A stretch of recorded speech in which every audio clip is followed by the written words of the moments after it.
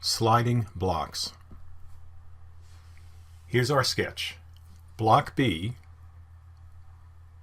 which has a mass of 36 kilograms, is about to be pulled across the ground by a rope with the force F-ap. Here's your rope. The coefficient of kinetic friction between block B and the ground is 0.27. Block A, of mass 42 kilograms, is resting on block B with a coefficient of static friction of 0.71 between the two blocks. So here's our sketch, here's our givens. We want to find the maximum force of the rope here that may be applied by it without causing block A to start sliding off of block B. Once someone starts pulling on the rope, what do we expect will happen? Once the static friction force between the ground and block B is overcome, we might expect the blocks to start moving, subject to the kinetic friction force between block B and the ground. However, that is not the whole picture. There is another force that needs to be taken into consideration. What is it? The static friction force between blocks A and B, right there. That's going to exert a force in this direction on block B. So that will be acting opposite the applied force on block B, and that also needs to be overcome before it starts moving. Now what about block A? The applied force is not acting on block A. It only acts on block B. It should not show up on the free body diagram for block A. Now let's talk about block A's motion relative to block B. It will either stay right where it is as block B is being pulled, or it will slide to the left on block B. If it stays where it is relative to block B, it will move to the right relative to the ground. So it'll move that way. Why? Because it's actually considered part of block B at that point if it's stuck to it.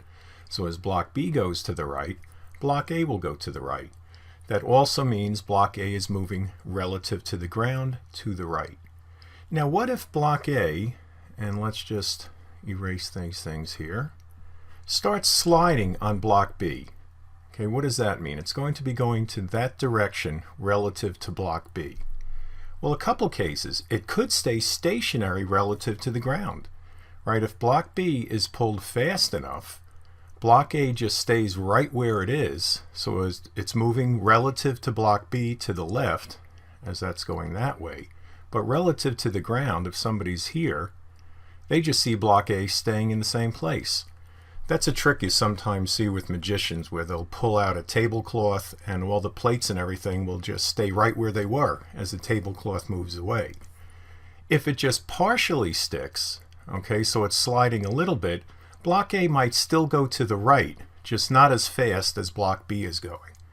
And that's when the magician fails and the table settings, the plates, the cups, the forks and knives do move a little bit, and maybe they actually move off the table.